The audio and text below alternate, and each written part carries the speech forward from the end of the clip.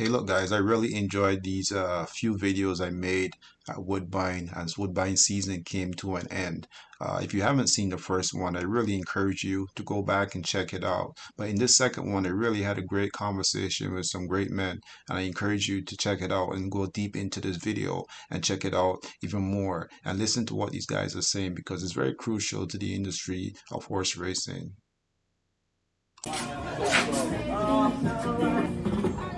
Just say a few words for the people as we move into Christmas. So, Well, everybody have a Merry Christmas. It was a good season.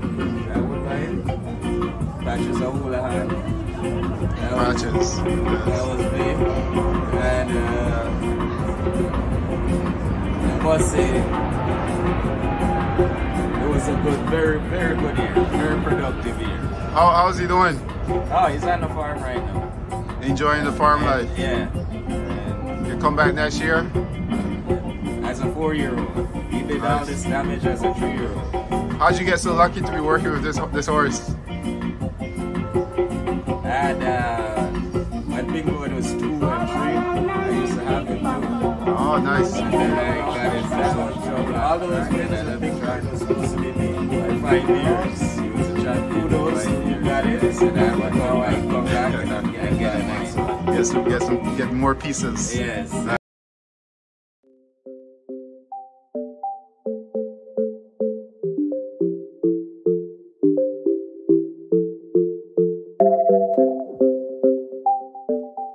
It was nice talking to you, man. Yeah, man. Again. Good seeing you, man. Give thanks, man. Yeah, man. All right.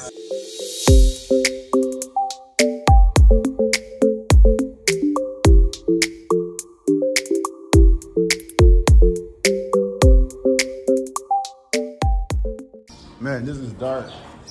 Nobody left in here. How are you, sir? Good yourself. You look like you're chipping. You just want to get out of here. Oh, I want to get out of here 40 years ago. I like that. Actually, it's been 40 years of making a good living, okay? Okay. 40 years of it. 40 years of making a good living? Yeah, but some days, oh my God. This is like the carnies here. Oh, Like the circus or like the carnies. blacksmith. Yep. Do you do anything else here? Besides blacksmith? No, socializing. Here, hold the microphone.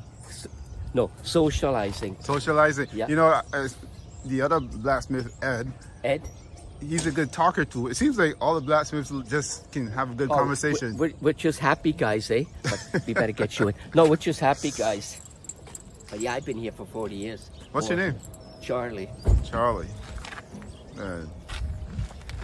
2 more days left. Yeah. What does that feel like?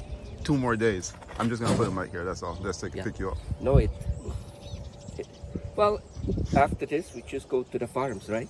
Do you do the same thing there, or? Yeah, yeah. Oh, Yeah.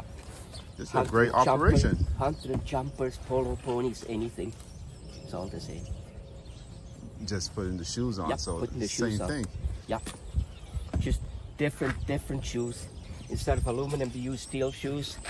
So, but yeah, we do anything. We do anything. Anything at all. Boys, you're gonna grab the apron? You say 40 years? Yeah, here it's been 40 years. Where else were you before? 1977 I started. Started where? East Coast, blacksmithing, right? Oh, okay. Nova Scotia, Newfoundland? Yeah, Nova Scotia. All right, well, nice meeting you. Hey, take care. Take care, Charlie.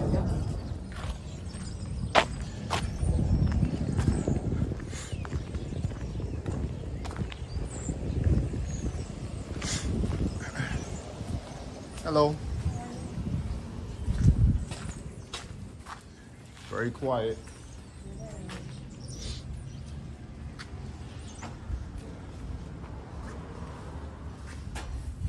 Hey, how are you? Good. Winding down, eh? Winding down. Oh man. You still got a smile on your face. Yeah. There's not a lot of people that still got smiles on their face. Well, gotta do it. All right, Marge. Take care, okay? All right.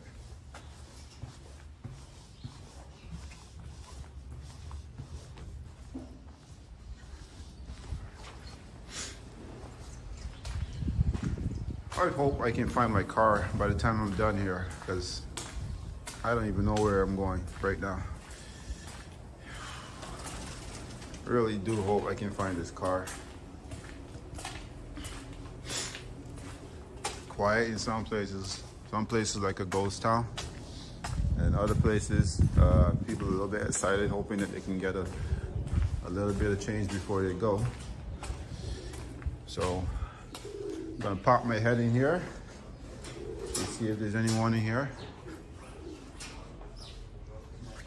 This looks like Kevin and Tar's barn.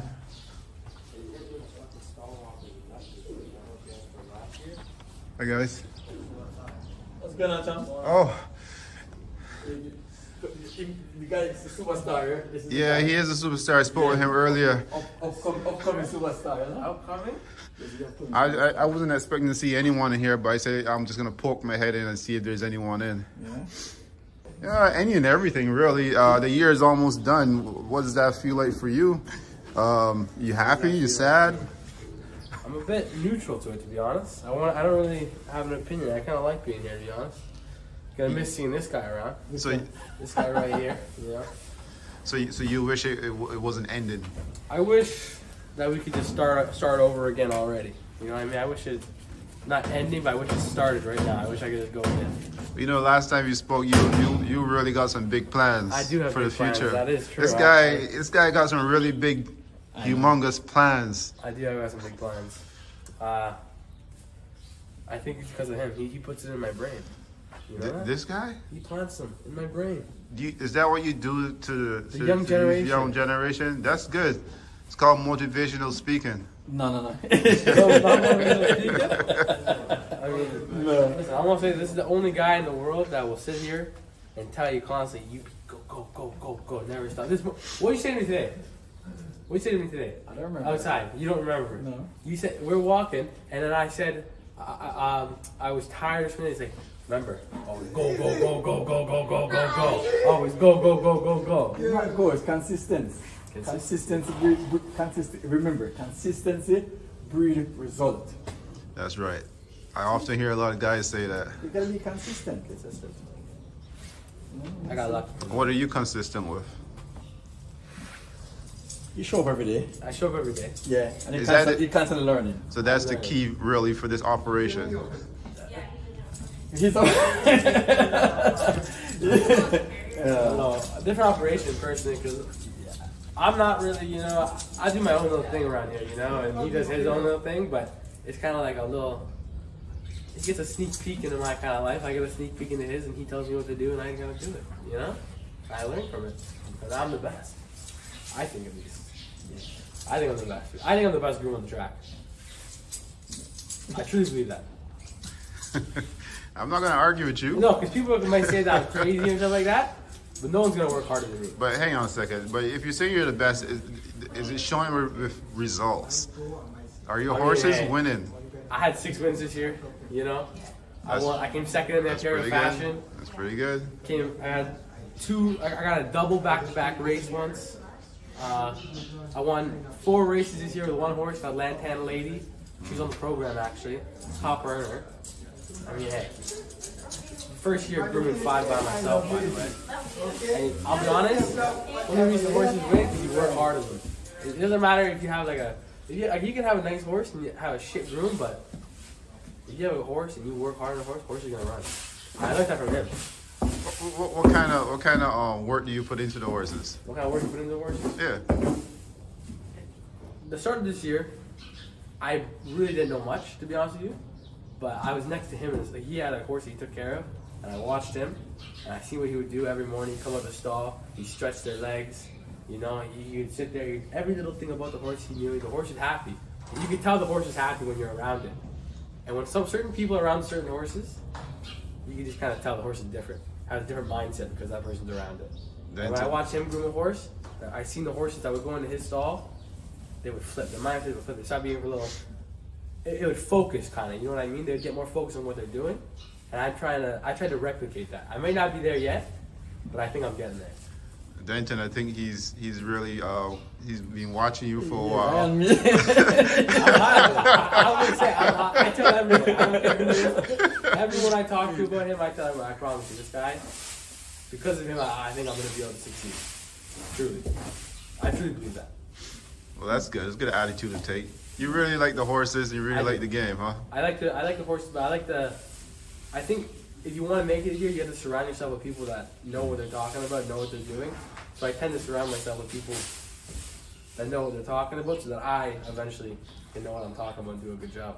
That makes sense. Yeah. Are you going anywhere for the winter, or, No. stick around? Stay with Steve Attard, bother him, upset him a bit. Is he he's staying in town? Yeah, You we're guys staying in town? this year. Yeah. What about you? You going anywhere, or are you Nah, sticking staying around? in town. Sticking. Yeah, sticking around. And what about for like the next few months or so? Are you gonna work on a farm, or It's just all about mentally preparing. Take a little break, and then get back. And because even if I'm not tired physically, mentally it kind of takes a drain, and you kind of waking up every single day, same time, being here at 3:50, 4 o'clock every morning. So even if I can't sleep in anymore because of this job, I feel like this couple of months I'm gonna have now, I'm gonna come back with a new kind of perspective on things, and hopefully next year goes even better than this year. Because this was the best year Steve Attard Racing Stables had in like 5 years. So I hope that it just keeps progressing. And I hope Kevin Attard's barn, which he works for Kevin Attard, goes better too. They had a good year last year. This year didn't really top that one, but I think next year. there's a whole family, I imagine. The Tars Steve Attard was there in connection. that truck there. Kevin Attard was just here. You know? He just Kevin. So is Kevin going somewhere for the? No. No, he's. Everybody taking a break this year? Oh, so he's made enough money. He doesn't need to go anywhere. That's what happens. I don't know. Yeah, I wouldn't be complaining if I was getting that car. I'd do that. Hey, I like making money too, winning all these races. But you know what? How they wins all the races? But you gotta have the right people, right? Oh, That's the right person. Right well, there. right horses too, right? Yeah, it's a combination.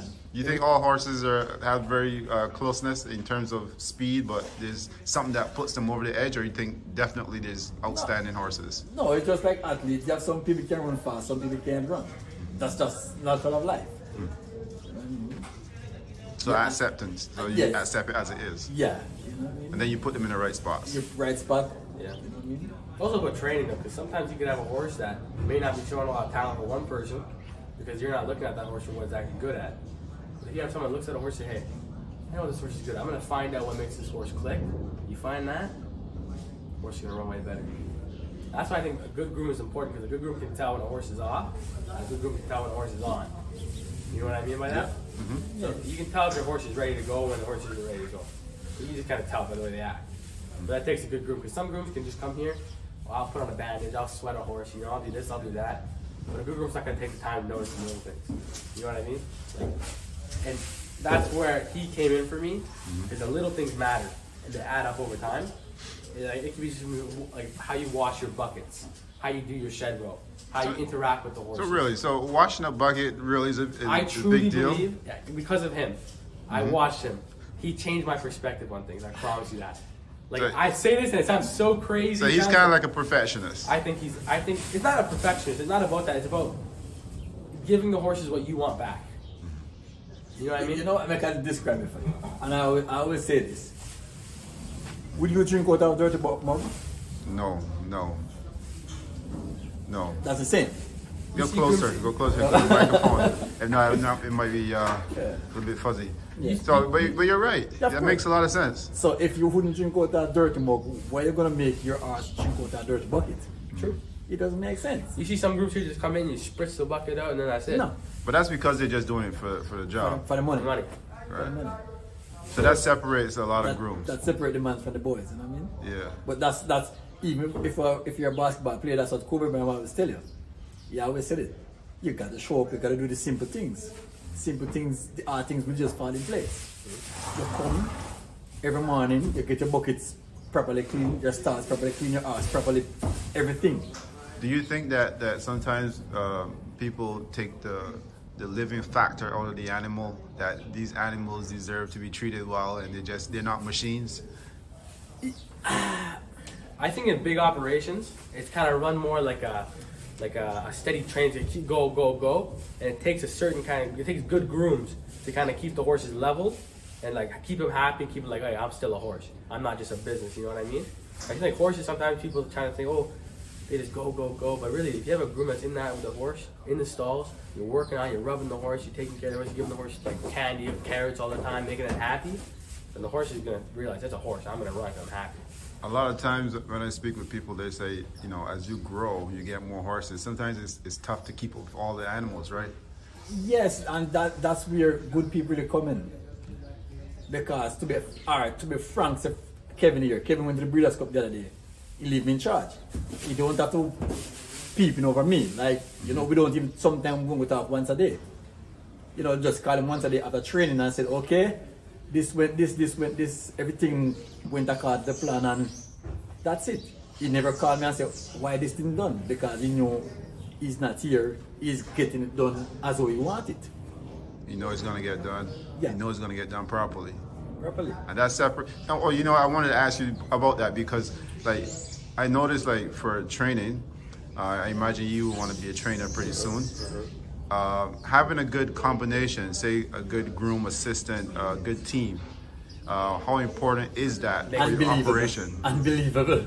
So if you have guys bouncing around all the time, that's not going to work too well. No, because every single person play a role.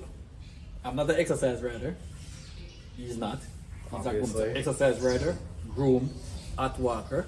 You know, the owner, the trainer, everybody play their role. As I call it, everybody stay in their lane. I don't have to be like looking over you because I know you're doing your job.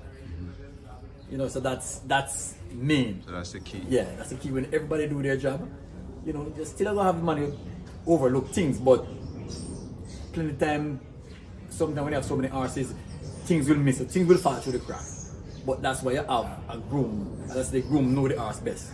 Like, no matter nobody tell you, the groom know the horse best. And what about, like, just making sure everything goes well? For instance, like, I've been reading a lot of stories, like, throughout the summer, and sometimes, like, some barns, like, a positive comes up, and then the trainer be like, oh, shoot, you know, I'm not everywhere, so sometimes it's hard to know if something happens that's not supposed to happen. So it may not be on purpose. No, but so that's good again. That's what I said. When everybody plays their part, like medication, like it's for instance medication. I'm the one guy really give medication, and I know what I give. We write with a log. Everything we have a log. Every single thing. We have for instance we have like, as I say, right to put it, organized. I always constantly push that you got to be organized. We don't have everybody on one team, organized, everything run clockwork. Remember, you can't get 70 seconds out of a minute, 60. So no matter how you put it, you gotta be right there. That's right, that's right. You know? If you put it that way. You gotta put it that way. And when people start respect their time and respect what they do, it's a totally different ball game. So, Consistency too. Consistent. I'm not gonna lie, I'm trying to think about that. Consistency means a lot in everything. Course. With every aspect of this job, consistency means everything. With the horses, with the drugs, everything. with everything. It's all about consistency. Like horses, if you have a different groom coming in every day with a horse is not gonna learn anything. Horse isn't gonna get in that pattern, and patterns are important with horses. Because if you have a horse that has a set pattern, okay, I'm gonna get fed at this time. I'm gonna go out this time. That's gonna keep them happy. But if you keep throwing them off, they're not gonna be on their game. Nice. Yeah. Now, are you guys excited about Woodbine and how it's shaping up? Because for a fan point of view, and from like looking in, it looks good around the track and everything else. Are you guys happy? Excited to see maybe perhaps purses will go up even higher and more invitational races and so forth? So my perspective of this, and I don't know if it comes, but a successful tree have to have a good root, to have a good foundation. And we are not, for instance, the backstretching horse racing not attractive enough for young people to have young blood to come in. Like, when you're aging, like it's aging and aging quick. You know, you don't have no young blood, like no young blood. And I think, and for instance, like I said I came from Jamaica and Jamaica racetrack, came in a spark, and this is what I think, and I stress it more than one. It should be mandatory for you to get an AGCO license. You gotta have health insurance. You gotta make it affordable for everybody around here. That should be mandatory. At walker, exercise rider, blacksmith, like that should be. I know the ATP have a health insurance there, but personally, I don't think plenty people can afford it. To the amount of money where Woodbine attractive now, they should have make it mandatory. Come on, Tim Hortons have health insurance for the workers, them we're affordable. But so it's not free, but everybody gotta put in something. So you think there's something that doesn't allow people to stick around, or? But there's no, to be honest, like, so my morning start 3:15, 3:30 morning time. That's my morning, right? To be frank and honest, like when you're driving 3 o'clock, 3:15 in the morning time, it's like you can count the cars on the road. That's right. Normal people doesn't wake up so early. No, no. Right? So you have to have something to attract people. Just a wages. Normal work a morning time start 8 o'clock, 7 o'clock, 6 o'clock. Do you think the perception of the jobs back here should be highlighted a little bit more, so that people can say, look, you know what, I'm going into horse racing, but it's something good that I'm going into that can make a living for me. Exactly. And that's what I get against. You got to got something to attract people. Not just the job and the horses. You've got to have something else to really attract. As I said, simple things. Because as I said, health insurance is a big thing. To me, it's a big thing. It is a big thing. Right? That just that alone. You know? Because I mean, like Gunnar is a young man, but you know, his love for racing is different. Exactly. But for a normally younger, well, I won't say normal, not that you're not normal, but there's other younger people who probably like, nah, I'm not dealing with that. There's no glory. There's no glory being back here. You know, like the jockeys, the horses, they all get the glory. But back here, no one does. Like if I tell someone, I go out and say, I groom racehorses, they're gonna say, you do what? They know what racehorsing is. They know about horse racing, but they don't know about a groom, what a groom does, what a hot walker does. Like that's not, nobody knows anything about back here, and because of that, no one's gonna say, "Oh, I'm gonna go walk a horse. I'm gonna go be a hot walker. I'm gonna be a groom." Because everyone's like, "Why are you gonna do that? You can go do anything else. Why are you gonna wake up at these hours to go do that?" You gotta compete. Yeah, that's what I said. You gotta compete for the young blood. I mean, to be quite honest, like I always tell this story. My cousin, he started grooming from the time he was like 12 or 13 or whatever, and I didn't know what the hell he did all them years, but now I'm finding out. Yeah. There's a lot of stuff that happens, right? Yeah. The stories that he would tell, and being able to patch up horses, all this kind of stuff. You know, it's a care. It's a care. You know, so it's sad, and that's the truth. As I said, like if they can start attract more people to start coming here, like, but and again, I've been to a couple track in North America, and 97% of racetrack in North America are run by immigrants, foreign worker. Again, these are facts. Do you think that's because of the level of, how do you put it? Some people say the job is not that great, or the glory or whatever, so they say, okay, maybe a lower wage. I don't think it's lower wage here. I don't think so. To be honest, long hours, and like for instance, like I'm okay. I came here, I'm okay. You know, every day I always say I never work a day in my life, like because I enjoy what I do. You love what you do. Yeah, like that's just the truth, right? But for other like, plenty of people be like, why stress a morning time to be here all day, most time, for what? So that's why I come back on again. Like if you have the like racing gonna get back better, you just start to have more people to help. You know, that's what happened. You're gonna have help. You're gonna get your horses there. It's hard to bring new, like the people from the outside world here too, because you can't just call in sick and say, "Oh, I'm not gonna come in today." If you ever, like in his barn, luckily they have people that can kind of cover for that and they make up for that. But if you're in a small barn, you say, "Oh, sorry, boss, I'm not coming in today." What happens to the horse? Who's gonna clean the horse's stall, feed the horse? You know what I mean? Like people from the outside world can go, "Oh, I'm not coming in today, boss. Sorry, find someone else to cover my shift." You can't find that back here. I want to ask you guys, for me, is a key question I keep asking a lot of people, especially on the podcast when I speak with people. Like, if you do comparisons to like Japan, North America, like from the outside looking, I'm not inside, I'm not in the back stretch or anything, but everything is always so neat, clean, and like, and compared to North America. Yeah. Well, you can't. No, I don't think nobody can compete with Japan. To be honest, they do those things different. Yeah. But is that something that could be put in perspective? Of course. Yeah. Of course. If they want, they will make it happen. Yeah. Like, to be honest, if they want, they're gonna make it happen. I mean, like, come on, we have cell phone now, we can text people anywhere in the world. Hey, have any of you guys ever been to Japan? No. Like, I have friends been there, but I never been there. I just had a thought. I was like, do you think that the backstretch in Japan is run by immigrants as well? No shot. No. No shot. No, but again, Could that be part of the reason? But again, their culture is different from ours. True.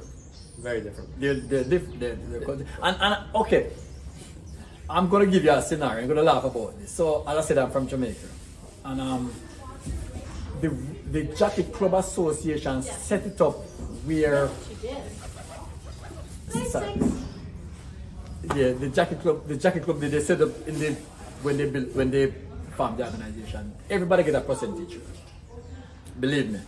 So grooms get 5%. Like it's set in their thing. So as I said, back home in Jamaica, where a groom delight to come take care of ours. Because he knows about He the know percentage. his percentage there. That's right. Like he have 5% of that. Right? So again, we'll come back to the same thing we're talking about again, like incentive. Incentive. Like incentive, it go a long way. So is that the reason why like so many grooms they bounce around and Probably. you know? Yeah, like seriously, probably. So you guys been fortunate to have some grooms stick around and work with you? Yes, you know what? For instance, like Kevin, we have people like over 12, 13 years straight coming like every year. We have consistent people. Yeah, that's interesting because I was talking to Mark Cassidy the other day and that's what he told me. He said he's been lucky that he's had people 15, 20, 25 years working for him or with him. Yeah. You know, so That helps. That also helps with the horse's performance too, because they're doing the same thing. They're not switching up. You know, you don't have to teach someone new coming in every single day, teach them the cycle of what happens every single day. You know what I mean? Like you come in, it's like that. You know what's gonna happen. You know what to expect. You know what goes next. This and this. And you kind of follow a set rule plan, and it keeps everyone on track. So if you have people that have been there for a long time, they kind of help guide the other people. You know what I mean? Yeah. You know, I was talking to Mark and he said, I was saying like, you know, you've been so many times that you think for once you might say, I'll let Kevin Atari win, and he just laughed. He was like, still competitive. yeah. Oh yeah. Oh, yeah. Oh, yeah. I think that's something not really shown about. Like people here are competitive. Yeah. Everyone wants Oh, something yeah. bad, like bad. I see it all the time. Yeah. Even the quiet ones, you know, they're very competitive. Of course, like you're gonna be competitive. Like we're in, like don't fool us, we're in it to win it. That's right. Like that's why I never work a day. Never work a day because I like it. Like it push you. You know. The horses push you too, because you never know what's gonna happen. That's a legend too. Bruce Pollock, what a legend that guy is. Is he the guy that does the Pollock report? No. I hear the name, so we gotta ask, right? Yeah. Well, it was nice talking to you guys. Okay. It's a real pleasure. All right. Thank you. Thank you.